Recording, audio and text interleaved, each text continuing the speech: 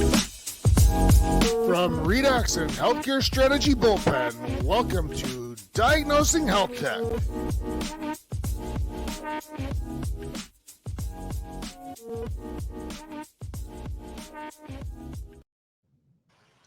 Good afternoon from Connecticut, where I am. I'm Jeff Englander. I'm the founder and principal of Healthcare Strategy Bullpen. I'd like to welcome you all, and a special welcome to our new co-host, Autumn Ike. Autumn, good afternoon. Autumn is a solutions engineer at Redox, where she's focused on interoperability. Autumn, you want to take a quick second and introduce yourself? Yeah, sure. Hi, Jeff. First of all, thanks so much for having me. Yeah, my background is really focused on data integration and health tech. At Redox, I've been there for about 3 years now, so getting a lot of exposure to cool different health tech vendors and the solutions, and I will say most interested in the way those solutions impact patient care and patient outcomes. So really excited to be here and be part of the conversation today. Well, thank you for joining us. For those of you who don't know, our co-hosts at Redox kind of do this as a side gig and in addition to their day job. So thank you, Autumn. I really appreciate it. So it is my pleasure to welcome Marcus Osborne. Marcus currently serves as the CEO of RightMove, which is a startup created out of the Hospital for Special Surgery, focused on high-quality, patient-focused musculoskeletal care. Previously, Marcus was the senior vice president of health transformation at a small company out of Mountainville, Arkansas called Walmart.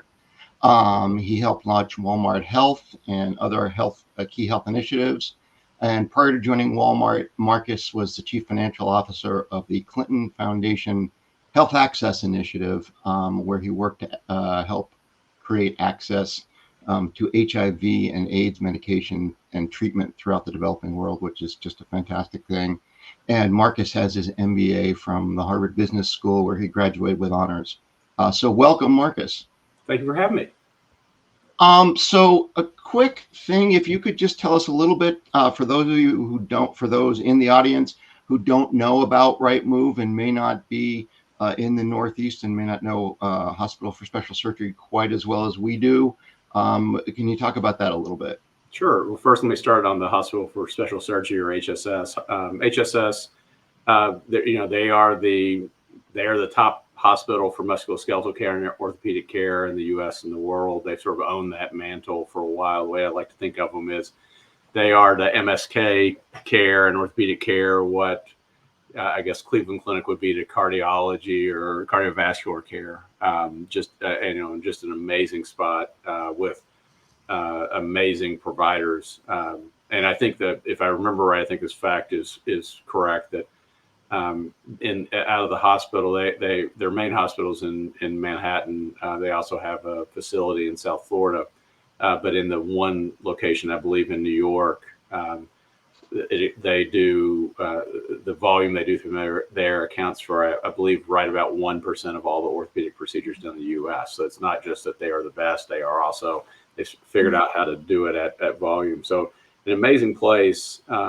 And then RightMove, the story of RightMove is, as you kind of noted, RightMove was really created, incubated as a concept and an idea, and then kind of spun up and initiated as a standalone business a little more than a year and a half ago. And I would say the kind of genesis of RightMove, and I'll sort of describe it pretty quickly, but the genesis really came from I think there's a number of data points I can give you, but one that I think was most interesting is that, and this was seen if you talk to the surgeons and you talk to the specialists that are at HSS, and you analyze the data, they would tell you that at least 35% of the individuals that are being referred to them for care, often being referred for procedures, did not need to be sent there. Meaning that that's a huge number. It's a massive number, and so you think about I think MSK as a vertical for care is the area where we see the highest percentage of dollars that we have determined to be wasted dollars of spend. And that is because there are such high rates of inappropriate, unnecessary procedures, including surgeries, injections, imaging, drug utilization. You think about how many people get opioids to treat the pain associated with an MSK issue.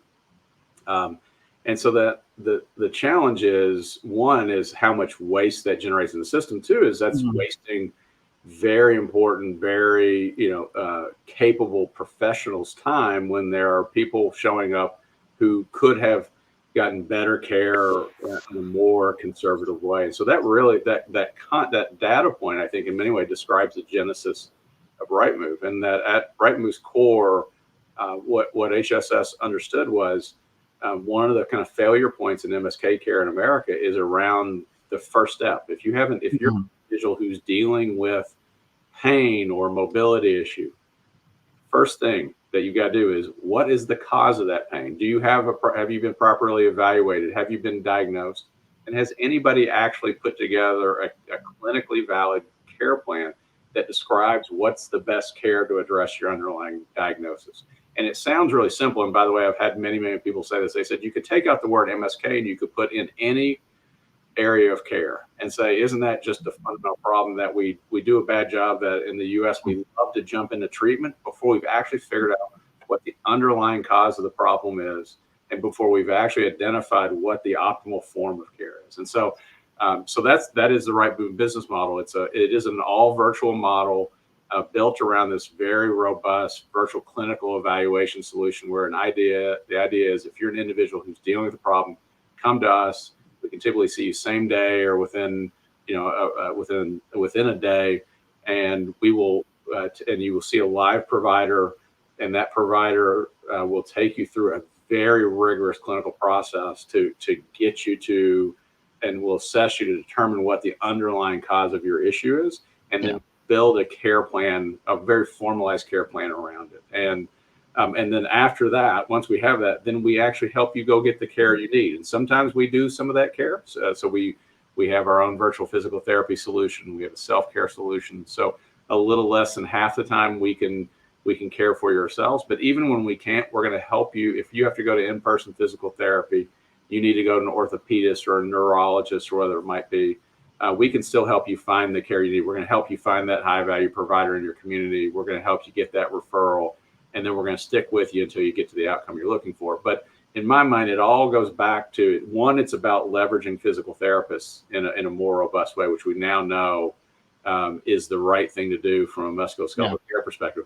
But the second thing is starting with this very robust evaluation process and diagnostic process and care plan process, that should be the step that everybody takes who's dealing with some sort of pain or mobility issue or problem. That's really interesting, and that stat is staggering.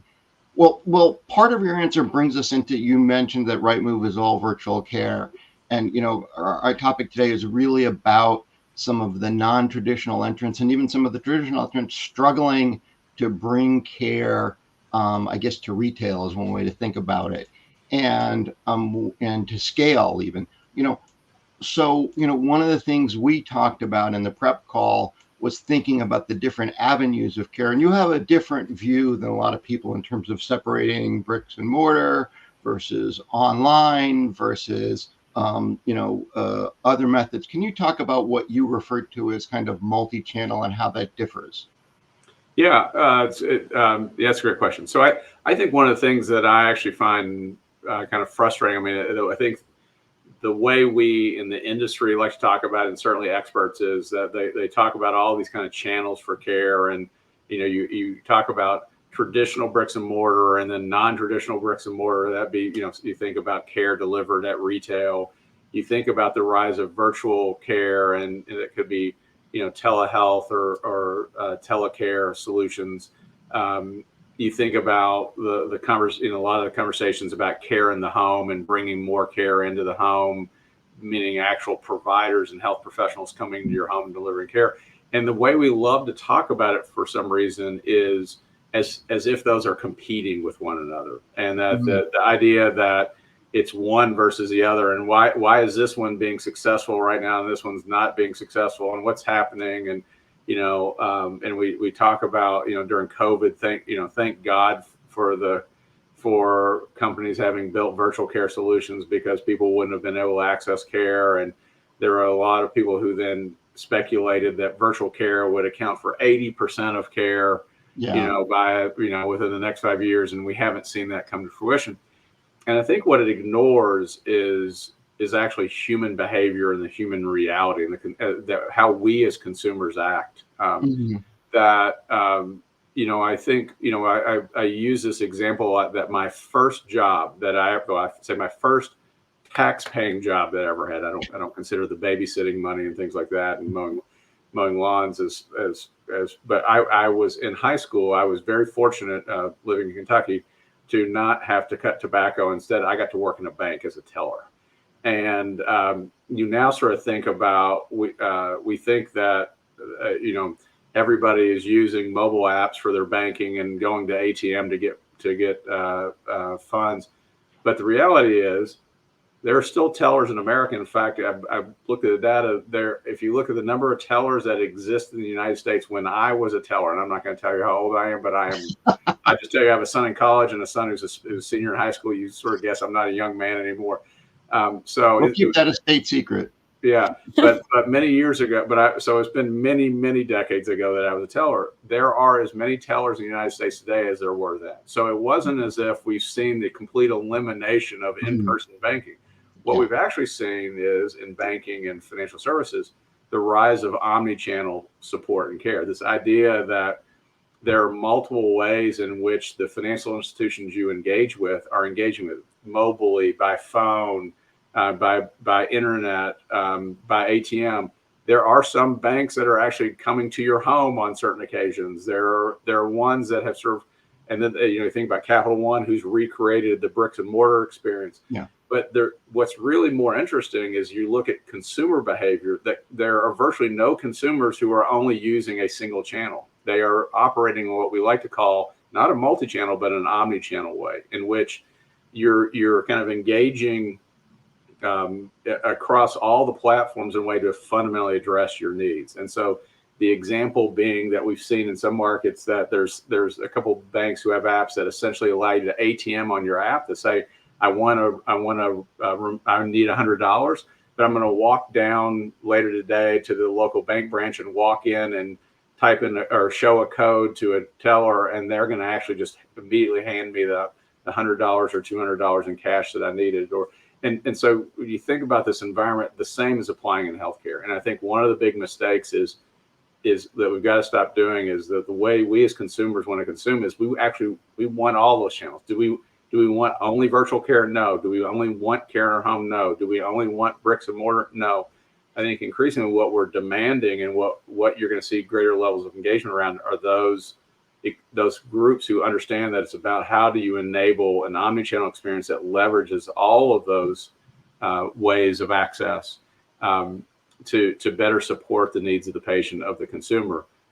The other good news for you is what I can tell you is from the experience from other industries, retail, financial services, and others, is not only do omnichannel experiences deliver a better experience and drive greater engagement, which is really critical in healthcare, they also allow you to operate more efficiently and more effectively, which means lower costs, which is great for the system too. And so I think that's the storyline. And I think some of the struggle, and I'm sure we'll talk more about it, that we're seeing today is actually just the natural progression of the rise of omnichannel healthcare. And it isn't a straight line, meaning things are going to fail, things are going to go up and down and left and right, and we're going to screw things up and we're going to learn from it. But we're in this great iteration period. And I think it's sometimes when you're in it, it looks ugly. But when you reflect back, we fast forward 5 years from now or 7 years from now and look back, you're going to say it was a period of time that we needed to go through because it's what allowed us to get from where we were to where we really wanted to be. So let me ask one more question, and then I'll let Autumn get her question in here. You said where this can take a while, and it'll go in fits and starts. If you had to put us, to use the baseball analogy, in an inning, what inning would you say that this transition is in? That's actually a great question, and I love to use the baseball analogy. I use the inning analogy a lot. I'm going to actually say that we're more progressed than we think we are. On every time I normally answer that question, I say we're in the first out of the first inning, and maybe only. But on this one, I don't think we are. I actually think we're probably more into the game than you think. I think we're probably in early parts of the third inning. So we're not late in it, but we're not like this. There's a lot of learning that's occurred, and there's a lot of progress that's made. I think so I think we're further along than we think. Yeah, but still we're very early on.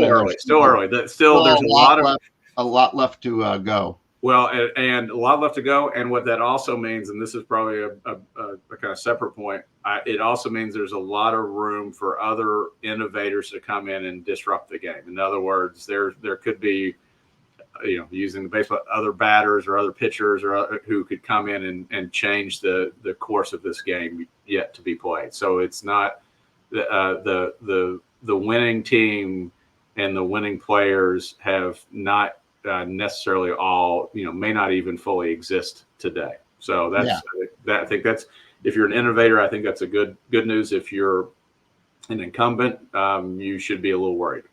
Yeah, to really kill the baseball analogy, it may be someone you don't expect that's on the bench that could pull out and be the winner. That's exactly right. Autumn, go ahead. Yeah, I think just from my perspective, as I'm thinking about a pivot to this omni-channel kind of way of delivery, obviously healthcare integration, data integration is pivotal in that. I'm curious what else you might call out as really crucial as we continue to make this baseball game move forward, if I'm going to jump on the analogy. How can we hit a home run? We are going to beat this one to death. Yeah, I think,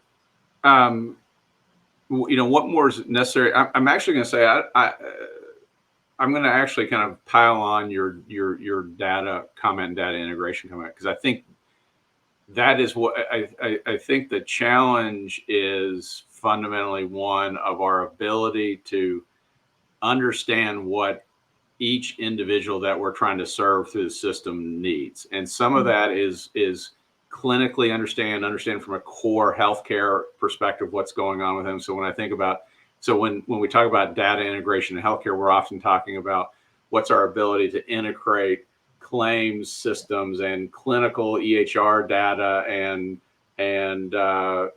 it could be lab services data and lab data coming from the Quests and the LabCorps of the world. And maybe I'd even go one further and say maybe it's being able to kind of layer in kind of stuff that's health data that's on the edge, like genetic data from 23andMe, or maybe it's human your biome data coming from some of the biome testing companies work. So a lot of it tends to focus there, and I think that is critically important. Meaning, if we want to create a system that builds the best omni-channel experience, then we have to figure out how to enable bringing together the right information at the right time to create the best sense of what is going on from a health and clinical perspective with this individual.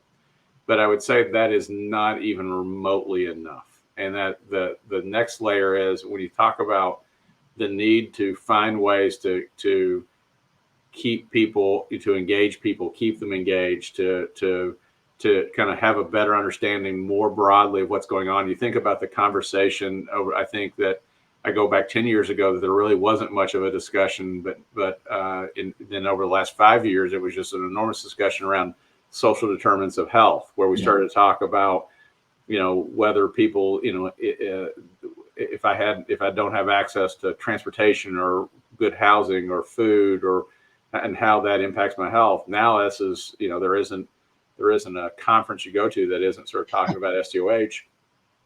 That reflects a different kind of data integration. That is what I call human behavioral data integration, which is actually the data that we produce. As much as we like to think we create a lot of health information through claims and clinical EMRs and lab, we actually create very little comparatively to what we're creating on the behavioral side. Meaning, the reality probably between the three of us, the amount of time we will spend today just on social media alone will eclipse, and this is actually a legitimate data point, it will eclipse how much time the average person in the U.S. will spend in the healthcare system over the course of a year. So the average individual is really only spending a couple few hours a year, going to the doctor, or going to the pharmacy, doing whatever.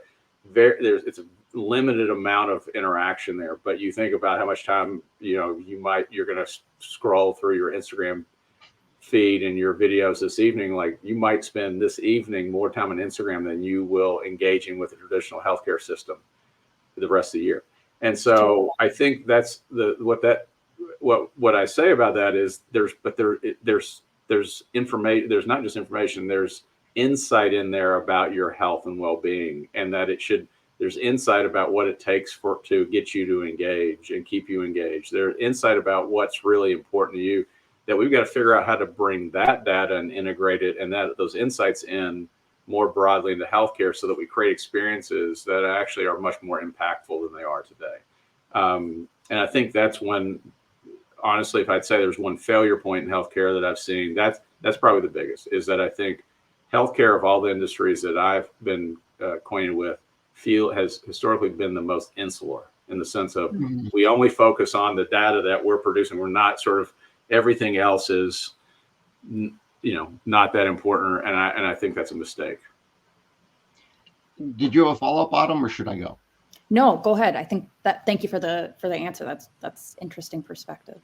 So Marcus, one of the things, was that some of the non-traditional retail players, so, Walmart, CVS, Amazon, Dollar General, the idea was to, follow up on your answer, was two things. One was to have it be more convenient, easier to access, less transportation, and also to capture, particularly in the case of Amazon, more data around other habits and other things to get into healthcare and to use it in healthcare. We've seen, a number of fits and starts from Amazon. We've seen, Walmart just announced they're closing their clinics. Optum announced they're, getting out of their current version of virtual care. Today, I believe it was Dollar General said they're ceasing their transportation clinics with DocGo. What is it that you think, to create a model of care at retail, they need to do, or they're not doing in a broad sense? Yeah, that's a great question. I'd go back. One thing I would add on, though, to a comment you made earlier. I think you were talking about what was sort of compelling retailers of all shapes and sizes, and to want to get, and continues to compel them in some ways to engage in healthcare. I think you talked about the belief that, retailers know what it means to deliver things more accessibly and affordably, and those and so the idea of it being able to kind of appeal and attract consumers to just directly to being able to deliver those services in a way that gets them to engage even more. I think you talked a little bit about the desire to, the data that comes along with that being valuable. I'd also highlight, go back to the conversation we were having earlier about SDOH, that the connectivity, one would sort of argue that health is bigger than healthcare. And what I mean by that, healthcare tends to view things through the lens of, when it thinks about an individual's health simply as, doctor's visits and labs and pharmaceutical products and durable medical equipment. But I think we'd all sort of know, there was a stat that I found pretty astounding, that primary care physicians in the U.S., and I use this term loosely, I say prescribe. It's really recommend. They are actually twice as likely to recommend do food recommendations as they are to prescribe drugs. In other words, food is the biggest, you can make an argument is the biggest prescribed product in the United States, bigger than pharmaceutical product, bigger than prescription drugs. You could probably make the case that exercise is prescribed more often than prescription drugs, based on, if you think I think about my own doctor and doctors I've interacted with, I certainly can. They've had a lot of conversations about what I'm eating, and and whether I'm exercising, and have recommendations on that. So there's an argument made as well that if you're in the retail space, you think about particularly these retailers that have some breadth of offering, like Walmart or Dollar General or Amazon, viewing it, saying we actually are in a better position to more holistically address the healthcare and health needs of an individual, because we also can, we can direct them to kind of the full gamut And so I think that gamut of solutions, that was and continues to be to some extent a driving force for why you see particularly some of the retailers interested in it. I think your question of why are they having a hard time, because it's transparently it's because it's healthcare, I view this a little paradoxically. One thing that I do not like, people always pontificators always say, well, not surprised because healthcare is hard. Like, it's How many not times have hard. we heard that? It's so different, or it's so wildly complex. I'm like, well, first off, it's not. It's really actually not that hard, and it's no more difficult than any other industry. It's not as much as we want to sort of treat ourselves as special that we think if you work in healthcare, you must be the smartest, brightest, most capable people because this is the hardest industry to work in. It's just not true, right? It's actually a lot simpler. Sometimes we make it harder than it should be, but I do think there, at the same time, and this is the paradox, there are the fundamental nuances to healthcare that make it at times maybe not hard but absurd. And if you don't know how to deal with the absurdities, then you're not going to be successful. And it is dealing with the fact that the person who consumes is not often the person who fully pays, right? You think about that. I, as the consumer patient, also have an employer who might be helping cover some of my benefits, or I might have a health insurer that I'm working with, or I might have the federal government or the state government through Medicare and Medicaid programs helping cover those costs. So there's always that's a little weird, right? You don't have that you don't see that in other industries. You don't see some of the regulatory environment that exists. It is a wildly complex and very strange regulatory environment that you could argue some of it has arisen to, protect the interests of patients, but sometimes it's protecting the provider, sometimes it's protecting the payers. But regardless, it is sometimes strange. And so I think some of what you kind of run into is that dynamic, is that healthcare, it's not that it's hard, is that it's different than where you come from. I think the other thing that I would say is, and this is specifically true in healthcare services, is there's a lot of noise right now about, people kind of getting in or getting out of things and saying, oh, these things don't sort of financially, they don't pin. I'm not certain I don't know that I think all of that is entirely genuine. I think part of the challenge is what we do know is that, particularly on the services side, sometimes it's a long, some of these things take longer to develop, right? They take longer.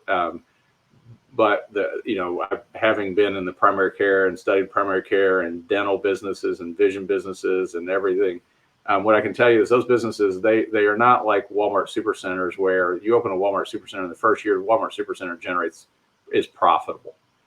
And can be very profitable. That's strange, right? That's not common. In healthcare, what we tend to see is some of these businesses might take 3, 4, 5 years before they really start to generate any kind of real return. The difference in those businesses is they tend to do that then in perpetuity. I mean, you see some primary care docs that have been doing it for 25 years. They haven't made an improvement in their practice, or they haven't added the chairs in the front lobby are the exact same. And whereas if you're in the retail bit, if you're Walmart, you're having to remodel a store every 5 years. If you're a McDonald's, you're having to do major remodels pretty frequently. If you're a bank, you're having, and so I say that to say that I just think it's a different kind of, there is some differences operationally that make it hard, and that it is different than if you're in the retail business. It's not what you're used to. And that also, if you've got other priorities, sometimes those other priorities look easier on paper. But I think the one counter that I'd make is this, and this is what I think ultimately will continue to drive retailers and technology companies like Google and Facebook and others, and Meta and others and Amazon, who's both a tech and a retail company, to continue to invest, which is you go look at the data. You go look at the data in the last 5 years, 10 years, 20 years, 40 years, and ask Americans what are their top concerns, what are their top issues, and it doesn't matter the time frame you look at.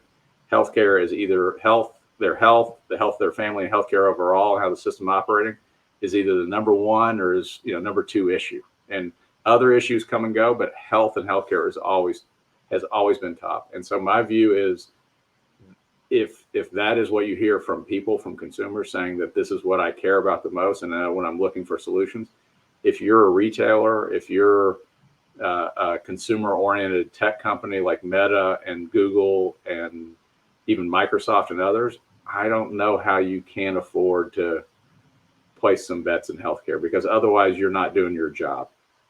And that's probably the challenge that we'll kind of face. Yeah. Okay.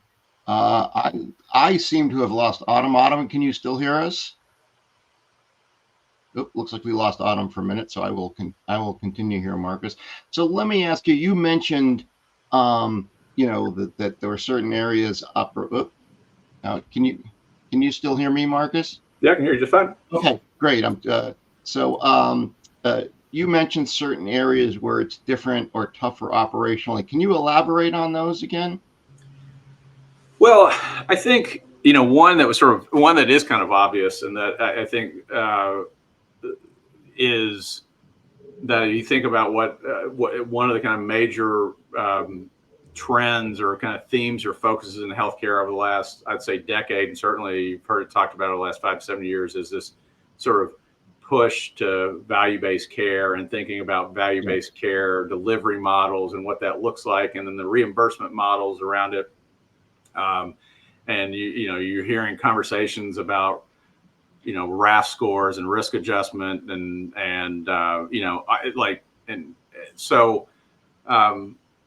so I do think one of the complexities is that where there was so much energy and attention I say I have not spent my entire life in healthcare. I'm not a natural healthcare guy. So I've worked and engaged other industries. But for probably going on the last 20 years, I've done only healthcare. That I would say healthcare more so than any industry, and I can name a couple that have some tendencies, is the most like watching a 4-year-old soccer game, where if the ball goes all the way over to the right, everybody goes to the right, and if the ball goes left, everybody goes to the left. And so I think one of the challenges was when everybody, when I say everybody, I mean literally everybody in the healthcare industry was talking about value-based care and was moving and value-based models and the gravity that even pulled the retailers in that direction, and in some cases in an overly excessive way. And what I will tell you is the problem with that is, one, if you already found the healthcare market confusing and difficult and complex, playing in a value-based environment is even more confusing, right? Absolutely. And then two, let's be clear, there are some great companies and organizations that, I look at what United and Optum have done from a value-based perspective and some of the assets they have. I look at Oak Street and had the great honor of working with Oak Street, and actually had put 3 Oak Street sites in Walmart stores in Texas. Big fan of Oak Street and Caremore and Iora and Chen and Village and other these are groups who are doing phenomenal things and trying what they were doing to kind of progress the value-based approach. I'll go back and use your baseball analogy. We're in the first out of the first inning of value-based care. We have barely begun to understand what it means to deliver value-based care in America. The problem with it is when everything swung that way, and if a bunch of these retailers decided that we've got to put all of our energy behind that and go there, it was overwhelming. I think some groups just found it kind of it was a bridge too far, and so I think some of what we're dealing with there is that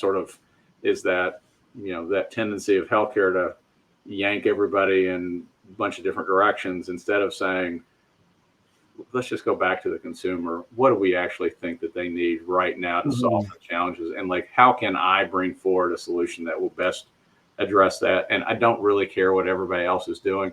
And And what I will, and also tell people, still recognize that the vast, vast majority of reimbursement in the United States in healthcare is still fee for service. And it's going to, I hate to tell anybody who thinks otherwise, it's going to remain that way for a very long time, meaning it's not changing in the next 2 to 3 years. It's not changing in the next 5 years that quickly. We're seeing a progression, but it's this move to kind of changing the whole payment structure to one that does not reflect the old kind of pay for service. Like we're not moving that quickly. And so instead focus on what do you think people need and what enables them to get access to the care they need, and how do I operate that efficiently?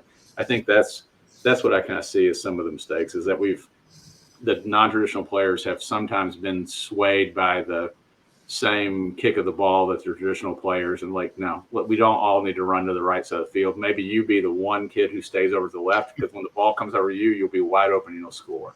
And that's I think that's been my argument, and I could be wrong, but I think that's the challenge that I've kind of seen thus far.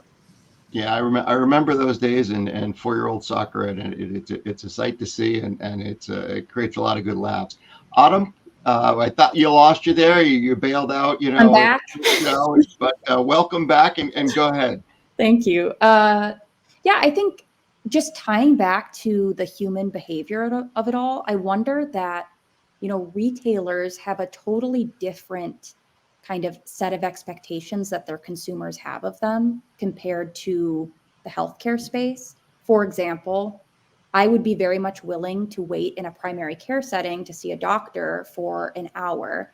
Whereas as these retailers are trying to get into the space, they're not really playing the same game. We want very fast service. We want a fast turnaround.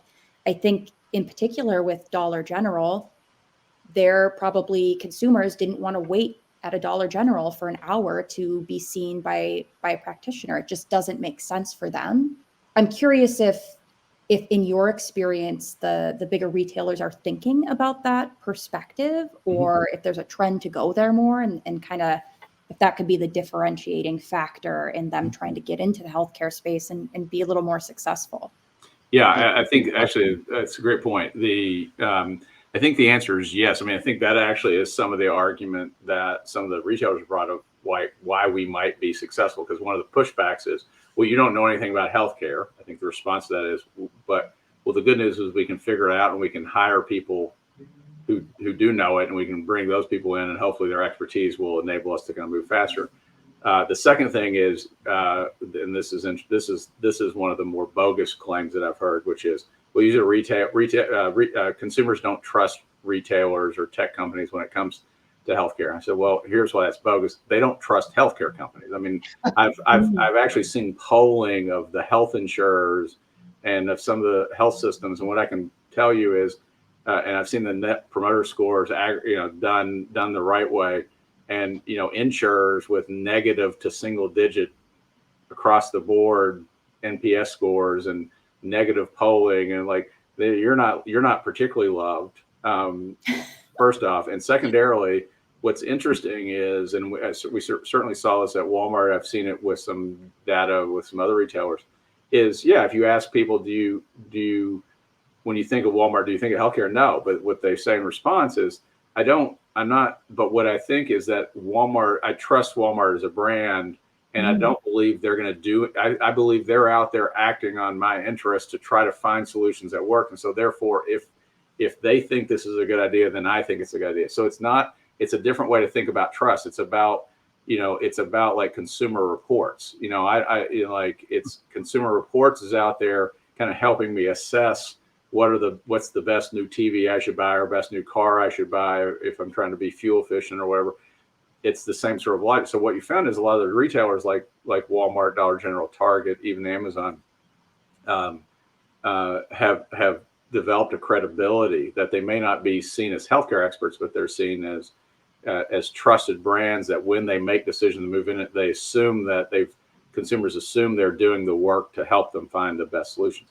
So what that gets me to is exactly where you're going, which is how can, for example, retailers innovate? And one of the ways is exactly how you described, which is, I think you're right. I would spin something you said differently. Yes, you do wait today for an hour, in that waiting room. Yes, you do wait 2 months to get that appointment. Mm-hmm. Yes, you do all these things to you bend and bow yourself to the directions of the care delivery system today. But it doesn't make you happy, right? It doesn't, Yeah. Right. and so the real question, what you've been led to believe, is that's just how it is, because that's how everybody does it with you.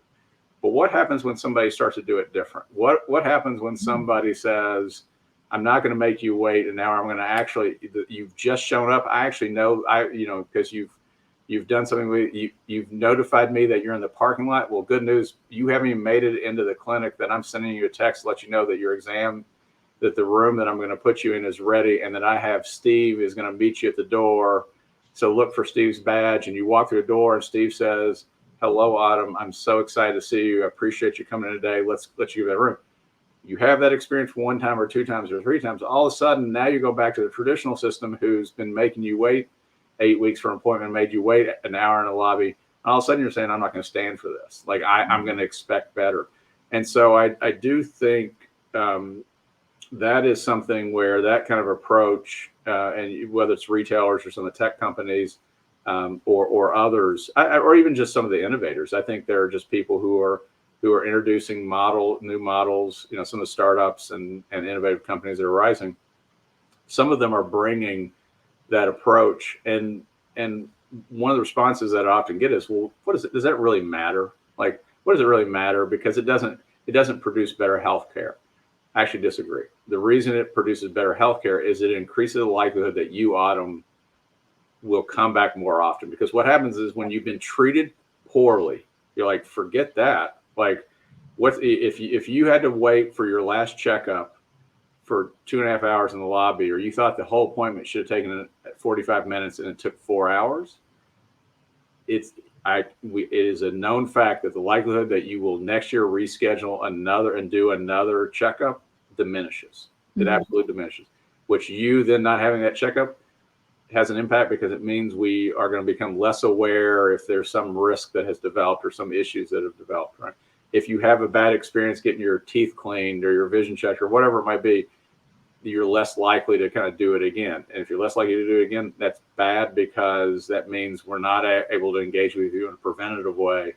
And then what happens is, the only time that you engage is when the wheels have fallen off. And that's the fundamental problem. So I think one of the benefits of focusing on what you described is, if you create an experience that, like, people are like, how do you wow and delight in healthcare? It increases the likelihood that they'll come back and they'll do it again, and they'll do the preventative stuff that you want them to do, and they'll do that. And so then the wheels don't come off the bus, because the system is more aware. And so I think that's where I do hope we'll continue to see, even with some of the stuff that's happened recently, some of these innovators and non-traditional players, not shying away from trying to figure out how to, take on the consumer experience challenge in a significant way. That's really fascinating in terms of I think what you say makes total sense. Is if you have a bad experience, or even a subpar experience at a doctor's office, you're in no rush to go back. But if you have a much nicer experience at a retail setting, you're more likely to go back, and that increases the quality and the outcomes. Along those lines, what do competitively do existing traditional providers and even payers to a certain extent have to do? You mentioned that we're early first inning. I think we've gotten if we were playing a drinking game, we'd all be a little hungover with the baseball analogy, but we're early first inning in terms of value-based care. What do existing providers and payers have to do to make that work, and what would your recommendations be? There was probably a number of things, but I'll just kind of focus in on one. I think one of the bigger things that we've got to fundamentally do is understand what does it mean to deliver true value to people when it comes to their health and to care. And that, what I would say is, a lot of the value-based discussion has very much focused on the senior population, Medicare Advantage population, for good reason. That's a population that continues to be, have deep need, have significant health issues. The reality is, though, the approaches that have been applied to the MA population and Medicare population, I don't think make sense necessarily for the entirety of the population. I think, and I won't give the sort of whole story of, but I tell the story of I was part of this qualitative event where we got to hear various consumers. We were behind a window and got to hear them kind of talk about their experience in healthcare. And I'd love to tell a story about this mom who was, I think she was 43 and her husband, or she was 44 and her husband was like 47 and had 3 kids and recently had moved her mother-in-law into her home. And what I won't give you the kind of full story, I'll give you the abbreviated story. The abbreviated story is every one of them in like the last 2 weeks had some sort of, there have been issues. Like her husband was frustrated to find out that his buddy, who was a year younger, had got a colonoscopy. Well, no, his doctor had never recommended that he get a colonoscopy. It's like he was freaking out. Should he get a colonoscopy? And that one of the children almost got booted out of school because they hadn't had immunizations that they needed. Another child had an autoimmune disorder that was kind of recently diagnosed, and the mother was fretting on like what were the implications for diet and other things. Another child had sports-induced asthma and wasn't going to be able to play a certain sport unless they got a health screening done by a very specific kind of provider signed off. And then lo and behold, the mother-in-law that moved in, come to find out she had early stage dementia. And this mother was telling this story. And by the way, she was freaking out, and she would have probably, tell the story like she would have benefited from therapy. What she said, which was really interesting, is like, I want to know why there isn't why my health, she said health insurer, but I actually say why I sort of substitute health insurer for health system, why the health system wasn't there to proactively engage with her, because all these things were known. The system knew her husband was 47 and hasn't had a colonoscopy. The system knew that her 3 children had these health issues, and at least one of them needed to get these immunizations. The health system knew that her brother-in-law had early stage dementia, and was nowhere there kind of proactively engaging to say, let me help you get out in front of all this, right? And you could imagine the services and solutions that could be brought to bear to address every one of those concerns she had and be done in an efficient, effective way. But it wasn't. And I think when I think about value-based care is fundamentally about how can I as a system look that woman in the eye and say, I'm going to come to you and I can engage in a way that these things that are causing you stress and angst in your life related to the health of yourself and your family, they don't have to be, because we're going to help you get out in front of it. And by the way, you do those things and you do them well, guess what happens? People's health now gets sustained or is better. The cost overall decline in the system. And so I think the big challenge for whether it is the traditional health systems and traditional payers, is we've got to really like think about what does it mean to deliver, what does value look like? The problem is, and this is probably the last comment I'll make, the reason that we're not doing that as aggressively as we should is that people's first question, the first thing they say is, I have to figure out the reimbursement structure first. How are you going to pay me? So this is probably the naive part of me, which is maybe we shouldn't start with that being the first question. The first question is, how do we solve the problem? Like, what does the solution look like? And once I said, this is what the solution look like, then let's go figure out and say, I've got a winning solution. How do I make the financial system work?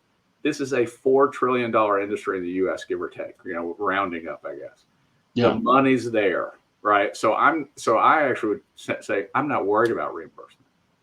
I mean, I am worried about reimbursement, but I'm not worried about reimbursement because the money's there. And I got to believe if you create real value, ultimately somebody's going to figure out how to pay you for it. They should. And that may be naive, and that's probably the naive moment of this talk. But I think that if we want to really address value-based care, we got to first figure out what it means to create value and then worry about the money second, not put the money first and say, only after you figured out how to pay me right, will I then decide how to go create the solutions that work. That seems absurd to me. Yeah. Well, Marcus, that's a fabulous point, and I think we will definitely have to have you back, to continue this discussion, and maybe a little go deeper on value-based care. thank you so much for joining us. Really appreciate your perspective. Good luck with the two kids that you had when you were a teenager. Really appreciate it, and look forward to having you back at some point. Thank you for having me. Nice to meet you, Marcus. Nice to meet you. So with that, we will move on to our discussion articles. The two articles we have today, first is a CBO analyst expecting hospital consolidation to continue. This was from Becker's in Testimony on the Hill. And the CBO analyst, CBOs being Congressional Budget Office, the share of hospitals affiliated with the health system has gone from 53% in 2005, excuse me, to 68% in 2022. Similarly, the share of physicians employed by a hospital system, that consolidation has continued. That's gone from 29% in 2012 to 41% in 2022. The article went on to add that markets for healthcare services are already highly consolidated, and undoing that consolidation would be difficult, within the CBO's 10-year budget window. For those of you who don't know, CBO typically forecasts on a 10-year budget window for Congress. And they said the effects of some policies would take significant time to materialize, so it would be difficult to reverse that. And they also said that some of the factors driving consolidation are not amenable to change by legislation. For example, providers might still seek to expand service lines or achieve economies of scale outside of what's going on or the rules that they're set. What's very interesting here to me, Autumn, is while the CBO is saying they expect consolidation to continue, the FTC is out there taking a much stronger stand against provider consolidation, although they did lose a case recently, which is allowing the purchase by, I believe, Novant of several of community health systems hospitals, but that's one of the rare defeats they had. Any thoughts on the article? Yeah, thanks. I think in general, I found this article interesting. And this may be a bit of a hot take, but it kind of felt like what I was reading was consolidation is going to continue and it's going to have some negative effects, but we can't really do anything about it from a legislative perspective, which I don't agree with. I think it's evident that this is a real problem that's coming today. I think it was also a really timely article. I saw the Wall Street Journal just this morning had an article come out titled "As Hospitals Grow, So Does Your Bill." So I think this is something that people are thinking about. I think, again, the comment that, legislation really can't have an impact on this, I think is not true. And I think there's something that ultimately needs to be done to ensure that there's continuing competition in the market for patients. Because ultimately what I'm concerned about is patient care, and that this type of consolidation, there's some commentary that, this is going to improve patient care in general and that it's going to be better for patients. But I think the research is saying otherwise. Prices are going up and patient care is staying pretty much the same. So curious your thoughts on that, and if you had a similar reaction in reading this article. My reaction was kind of exactly the same thing. Basically it was kind of them throwing up their hands saying we can't do anything legislatively, but I do think it's going to be the FTC that is going to work very hard and very strongly to kind of impose that discipline or kind of that legislative or lack of legislative, but the regulatory rigor on the industry. I'll also say, I don't know if you looked into this at all, but I saw there was a recent RFI that opened in March and I think just closed in May from the Department of Justice asking for public input on healthcare service roll-ups by private equity firms. And it was kind of a joy to read the overwhelming input from the public saying, hey, this is a really, really bad thing. And it's affecting me as a provider, as a patient, just as a person of the general population. Like what is going to happen about this? So I'm curious if that's telling that government involvement is to come, or if we're just kind of going to throw up our hands and say, consolidation is the future, and there's not much to be done about it. Yeah, no, I do think there'll be more government involvement, but I don't think it'll be legislatively, but I do think it'll be through some of these other regulatory devices. Interestingly, the second article gets to what we were talking about with Marcus. The second article is from MedCity News, which says, is the healthcare industry embracing risk in its contracts? This was during a panel at MedCity's Invest conference in Chicago. Healthcare leaders shared some key ideas about how the industry is embracing risk in its contracts. And one interesting thing was one of the speakers said, given how tight hospital budgets are, one of the panelists encouraged vendors to think about going at risk when signing new contracts with health systems. And she said startups who put a little skin in the game can help them stand out from the competition. I have heard this before, and I think that's very true. A lot of hospitals and health systems are kind of tired of the quote unquote subscription model, and they really want to see their alignment of the companies they are working with by having them go at risk. The other thing is, the article pointed out, a lot of larger, more established companies are not optimized for value-based care. Here they were referring to the EMRs. Basically, they said this means that healthcare providers, EMRs, vendors probably won't be all that helpful when it comes to tracking the financial and quality measures needed for value-based care. Not naming any specific names, but there's a couple of large ones that are obvious out there. And they said that they are looking for companies that can help them track those metrics. And last but not least, that earlier care can reduce spending while improving outcomes. Any thoughts on this article, Autumn? Yeah, I thought this was interesting as well. I can see the influence of this from my work with individual health tech vendors themselves. I'm seeing a lot more of them, in order to get in the door, being really creative with their contracting. I'm finding some of the health tech vendors that I talk to that are more successful, they're offering free pilots. They're offering their product for free, just from an integrated means, as kind of a show of good faith that, hey, we believe that this can impact the kind of care you want to offer. This can impact outcomes for your patient base. We're willing to put our skin in the game to show that. I will say it kind of reminded me, in a previous life, I was part of kind of the real estate market. And it reminded me of when there was this big boom for buyers to waive their inspection contingencies when buying a house, because it was the only way for them to be able to be competitive. And I remember my thinking at the time was this is not really a best practice, but is it absolutely something that needs to be done if you need a house right now? If you need to get that hospital contract right now, do you need to do something a little risky? It kind of seems like that's the case. And I think some of these vendors that are willing to take on the risk and really have a product they believe in can be successful with that model. Yeah, no, I would agree, and I think it's something that some of the hospitals, particularly now, as there's some pressures as some of the COVID funds run out, and some of that help runs out, that for the health tech firms and their vendors to really take on risk, and I think that makes sense. With that, I know we're getting close to being up against time.